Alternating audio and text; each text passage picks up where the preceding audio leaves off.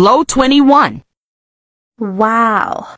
Anyong is another day of flexing. So, ito na nga washing mode si Inday. Ayan, gagamitin na natin tong Glow 21 liquid detergent. Kaya nagbalnaw na ako ng ating medyas. At bago ang lahat, tignan muna natin yung consistency ng ating liquid detergent. Alam niyo, hindi ko nagamit yung pump na yun kasi nahulog sa loob yung pinaka-straw niya. Kaya ayan, nag-drop lang ako ng konting amount ng liquid natin. Kita nyo naman kung gano'n nakabula at mabango siya.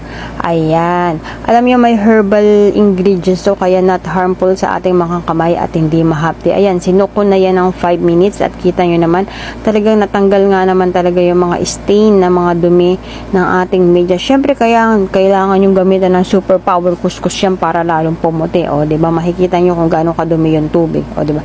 Alam mo ang kagandahan nitong liquid detergent na to kapag binalnawan mo, hindi naiiwan yung mga madulas-madulas yung na residue ng ating mga detergent unlike ng iba, 'di ba? Kaya napaka-easy lang talaga niyang magbalnaw. Ayan, tinuloy-tuloy ko na ng paglalaba.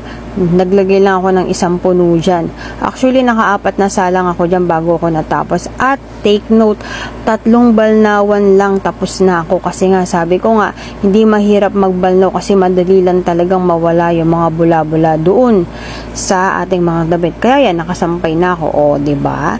See you again on my next video. Bye-bye!